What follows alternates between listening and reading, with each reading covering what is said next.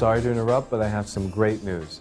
This Sunday, May 1st at 3 p.m. Pacific Standard Time, which means the time here in California, I'm going to hold an online TOEFL speaking class. It's going to be about an hour and a half, teach you a lot of important points to improve your score for the TOEFL speaking section on your next exam. And if you guys are interested or want to learn more, click on the link below. But don't worry, I'll remind you again at the end of the class. So now, back to the class. Welcome. My name is Joseph, and in this weekly online YouTube class, we're going to focus on improving your reading, listening, speaking, and writing skills for the TOEFL and your academic English by focusing on a very special word, vulnerable. So, let's go ahead and get started. In order to improve our writing skills, we have to make sure that we know how to spell this word correctly. So we spell this word V-U-L-N-E-R-A-B-L-E, vulnerable.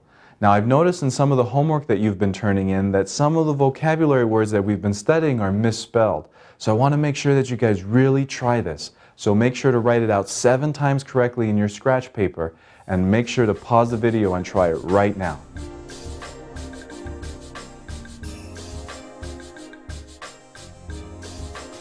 To improve our listening and our speaking skills, we have to learn how to say this word correctly. So in English, when a word has more than one vowel sound, as we should already know, we break it into syllables, right? So vulnerable has 4 vowel sounds, 4 syllables. Vulnerable. And when a word has more than one syllable, one of them gets the accent, which means we say it louder than the others. And that's how we can say this word correctly, by doing that. So in this word, vul has the accent, the first syllable. So how do we say this word?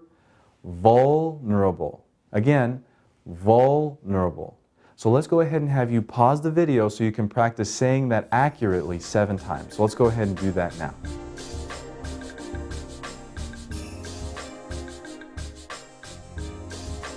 To continue to improve our listening and our speaking skills, we're going to focus on the R sound in vulnerable.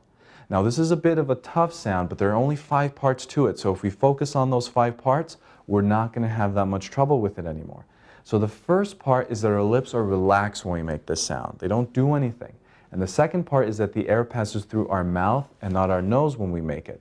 So relaxed lips and air through the mouth, like we've learned for a lot of other sounds. Now the third thing, of course, is the tricky one, the position of the tongue. So what you want to do is you want to curl your tongue. So you kind of have like an L shape, and you want to make sure that the tip of your tongue doesn't touch the roof of your mouth. So it's just nice there in the middle. So how do you make this sound? Right? Curled tongue, the tip doesn't touch the roof of the mouth. Now the fourth thing is that this is a voice sound. So if you put your fingers on your throat when you make this sound, you'll notice that it vibrates. And that lets you know that you're making it correctly. The 5th step is also important and crucial because you have to emphasize this sound. This is a long sound and not a short sound. So we say not but Now, bringing it all together and putting in our word, how do we say it? Vulnerable. So again, hear the R sound there. Vulnerable. So in this word, it's a little bit difficult, but keep practicing it and you'll get it right and you'll really master the R sound. So let's pause the video so you can say it 7 times so you can really master it. So let's go ahead and do that now.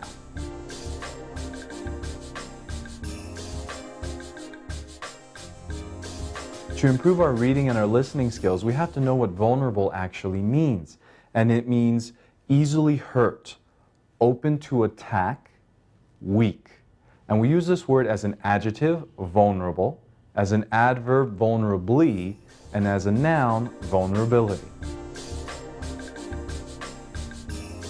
To better understand this word, let's bring up a hypothetical example. At this point, I usually bring up our friend John, but today I'm going to bring up John's wife, Susie. Now, Susie is a wonderful wife, and she knows that John is under a lot of stress these days, so he's sensitive. She knows that he's very vulnerable.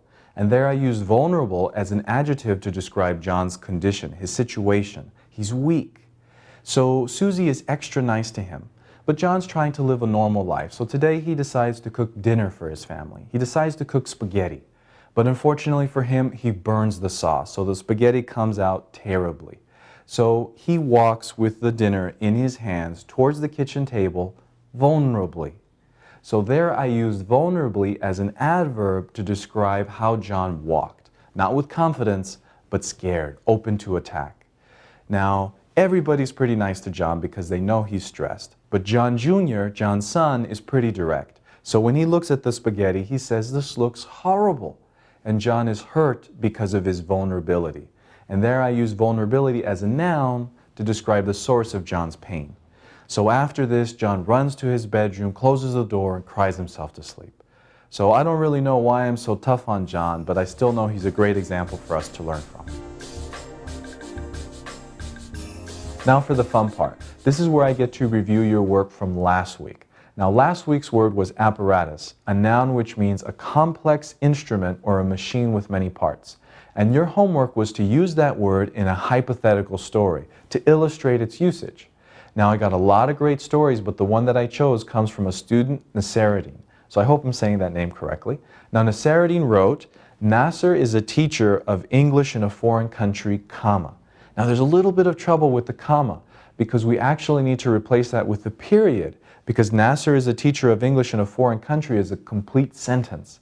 And remember, in English, when we have sentences, we separate them with periods, or a comma and a conjunction such as and. But here we're going to use a period. Now, before the period, there's no space, so we connect it with the word. And after the period, there's just one space, and the next sentence begins with the capital letter. So we actually make the capital H in his student. Now, that might seem simple, but a lot of us make mistakes with that. So watch out for that in your writing. Very important stuff. So the story continues. His students virtually gave up studying. So there we use virtually, an old vocab word, which is an adverb that means almost. Now, studying is misspelled. Now, that's normal, it's usual, but now you know why in the beginning of the video we always have a spelling section, because we want to improve that in our writing. Once or twice is no big deal, but many times that actually has a bit of an issue in our writing style and in our TOEFL score. So how do we spell studying? S-T-U-D-Y-I-N-G. Studying English because they hypothesized, again an old vocab word, which means imagined, that it's a really difficult language. So we might all agree with that. Comma, so, very good. He is now looking for creating an apparatus. Now there we use apparatus, our noun, correctly, because we're just looking for a make-believe imaginary machine. Remember, this is a hypothetical story to help people with English. Now looking for creating is actually non-idiomatic. It's not quite fluent. We have two choices. We can either say is now looking for an apparatus, or he is now trying to create an apparatus. So we'll say trying to create because I think that matches what we were getting at. Now we continue to solve their problems.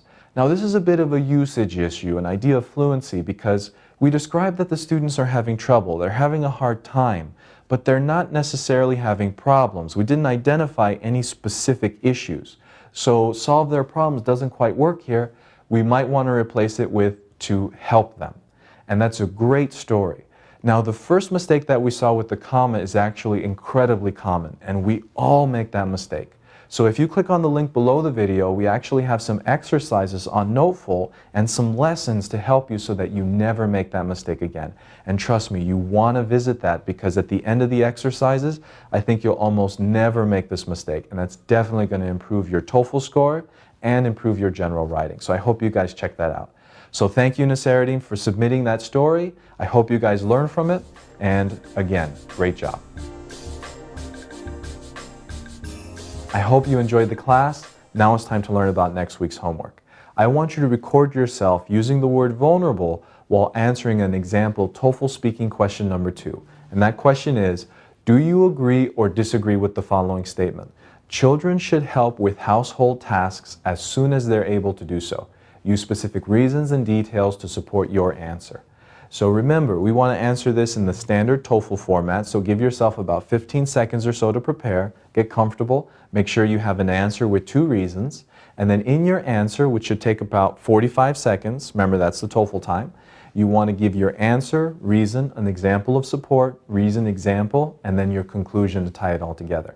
And you can do that by clicking on the link below, which will take you to a page on Noteful where you'll see a little recorder. So as long as you have a microphone, you'll be able to click record and record yourself speaking.